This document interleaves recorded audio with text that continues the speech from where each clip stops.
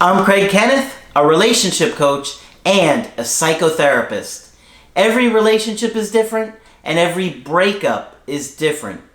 Work with me and you'll get professional help on your situation. And if you're in no contact, focused on personal growth, my workbook series, The Knowledge, will help you make changes like you've never made before. Available now at AskCraig.net.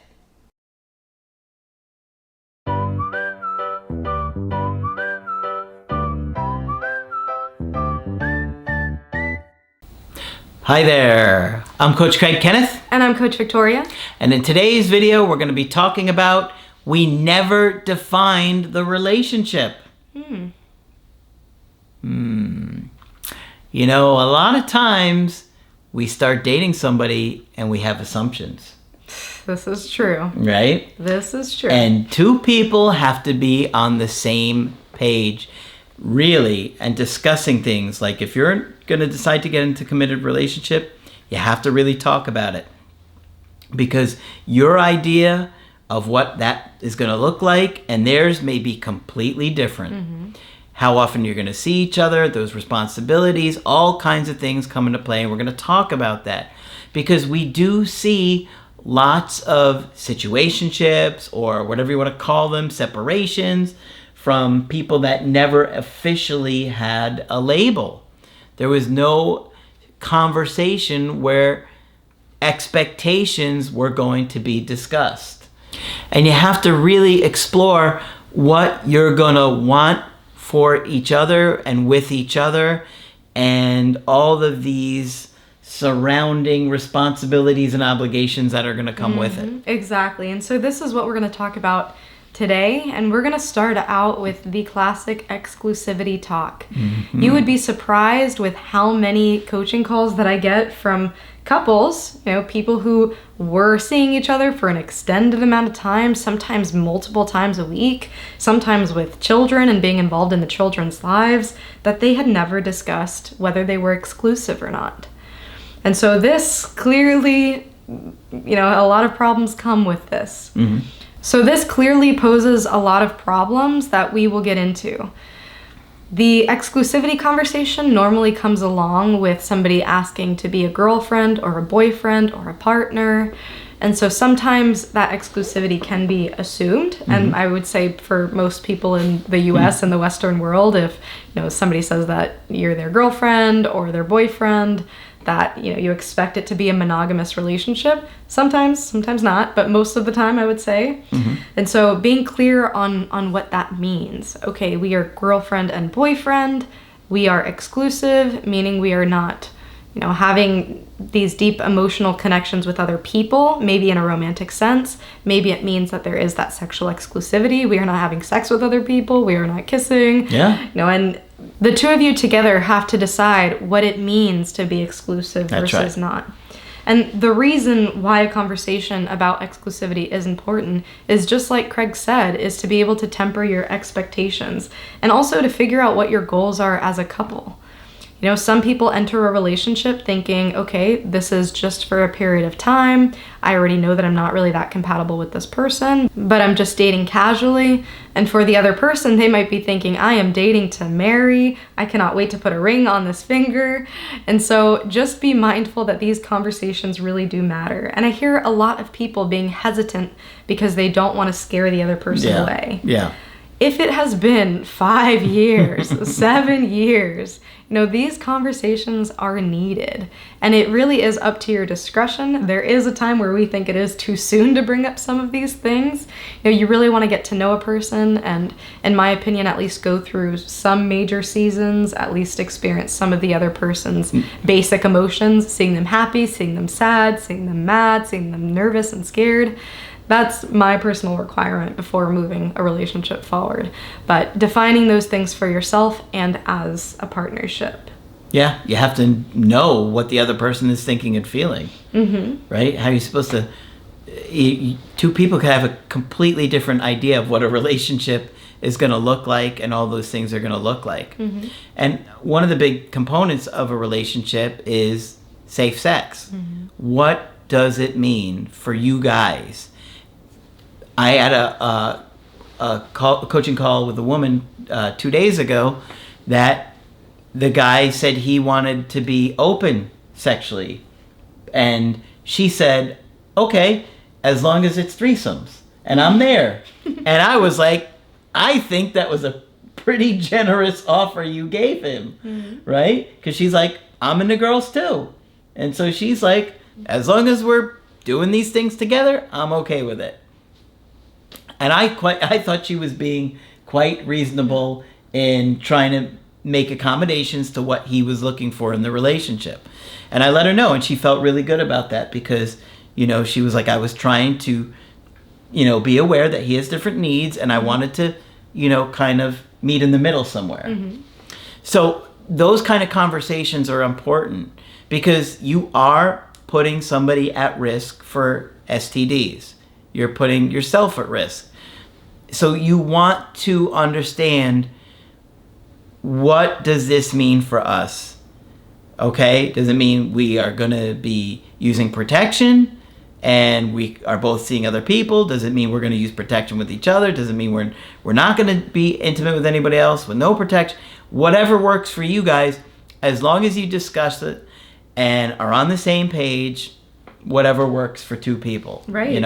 Or multiple people. Okay, in that case. And education on this stuff is so important. Educate yourself on the risks and the different preventative measures that are out there, and don't be afraid to have these conversations. If you are with somebody who is scared to have this conversation with you, or really resistant, or not being transparent with you, they are putting your health at risk. So for me, this is a lot about consent. Being able to know as much as I possibly can, assuming that the other person is being honest about what they're doing, but consenting to the information that I'm being presented with. So think about these concepts and topics. The other big piece here is emotional safety.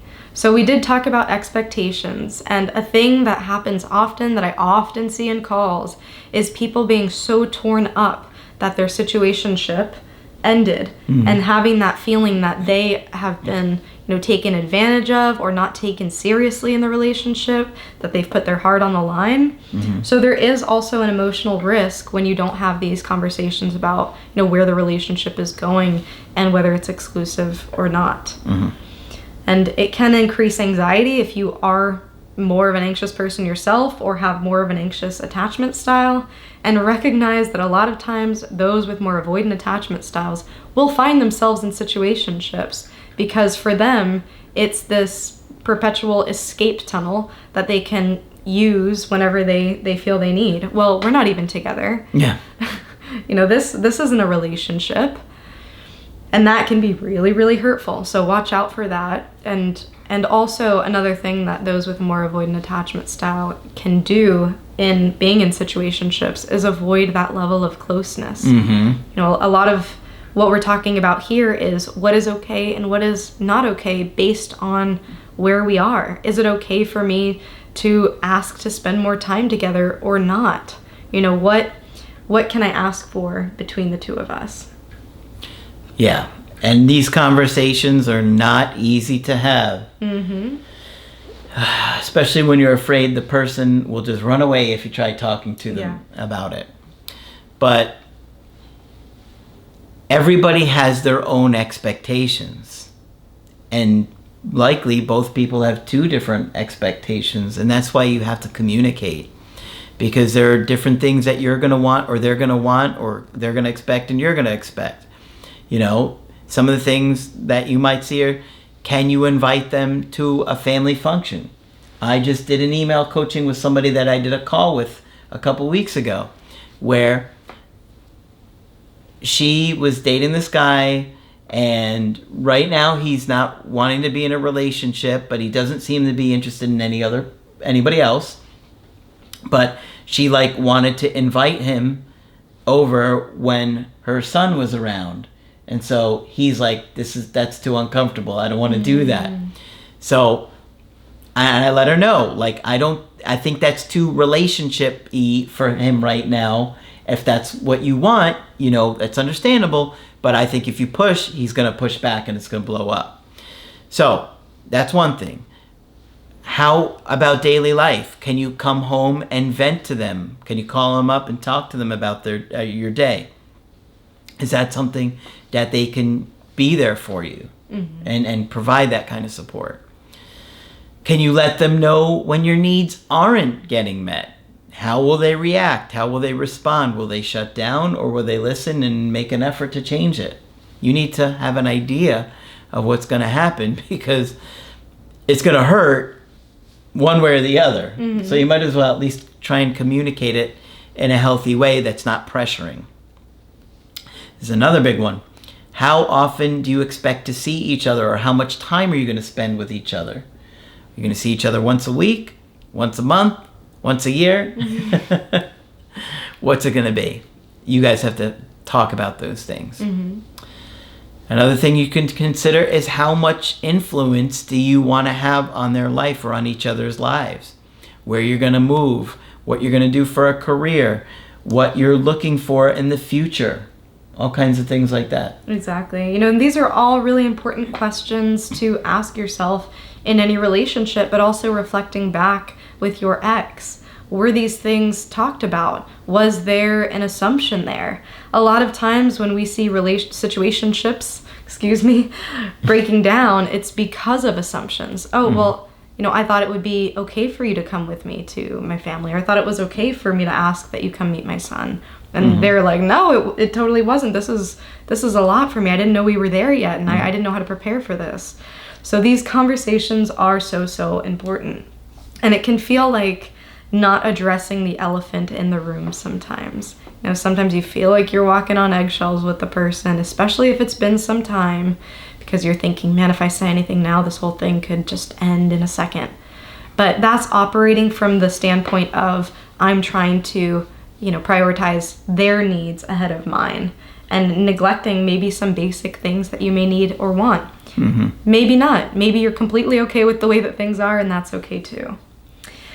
For all intents and purposes, I also want to say that an undefined relationship is still an attachment to your body and your mind. Your body doesn't know what a girlfriend is, or what a wife is, or what a husband is. Your body just knows how this person smells, that they smell familiar. Your body knows that it can feel calm and relaxed around this person that you care about. Your body knows that you've been seeing this person regularly and consistently, and someone starts to feel like home. So a lot of times at the end of a situationship, a partner will say, well, we never were together anyways. And which is like black and white. Yeah. It maybe technically, but come on. Yeah. People have feelings. Right. So we don't want to ignore that the attachment piece really is a part of it. You're attached, and very likely, if it has been a long period of time, a secure relationship, they were also attached. So allow yourself to acknowledge it as a real relationship, and allow yourself to grieve. Yeah, because even though there may have not been a label, it doesn't mean that you weren't attached or didn't have very strong feelings for somebody. You always have to think about yourself too, and how things are impacting you or affecting you, and your needs, and setting those boundaries with somebody that they understand where you're at. And a lot of times you're probably anxious because you're afraid that if you bring it up, they're going to run away. But you have to consider it. Is there something else? What's keeping you from bringing up your questions or concerns to that person? What are you worried about happening if you do that? Because it's probably something going on within you that you're dealing with, some kind of fears of abandonment if you bring up those things. And it's certainly true that people can run away if you do bring these things up. But in my experience, people respond better to you standing up for yourself. I agree. Right? Ironically, I've seen that a lot of people are afraid to bring things up because they're afraid it's going to make them leave, when they're probably going to be more likely to stay when you show self-respect and stand up for yourself and don't tolerate being pushed around or bullied or neglected. Right. And you need to show up authentically in these relationships, saying what you want and not settling for something that you don't want. Okay? So that type of mentality, that type of attitude of, I'm going to be okay if you decide to enter this relationship with me. I'm also going to be okay if you decide that this is not for you right now. That's the attitude that you want to show up into the relationship with. Absolutely. And I also want to say with that nearly everything is negotiable to a degree. So if you also do come in with this attitude of this is a stone cold no, or this is a stone cold yes, which is the case sometimes, but for deal breakers and for other situations. But, if you come in with that attitude, you might be denying yourself of other experiences or the possibility to connect and find something that works for the both of you. That's true too. Lot to consider. And we can help you along the way. That's what we're here for. If you want to get our help personally, you can get it on my website, askcraig.net. I do email coaching and I do Skype. Coach Victoria is also available for Skype coaching. I'm here whenever you'd like to chat. Just click on her name on the top of the website to schedule with her. But that's it for this video. I'm Coach Craig Kenneth. And I'm Coach Victoria. And we will talk with you soon.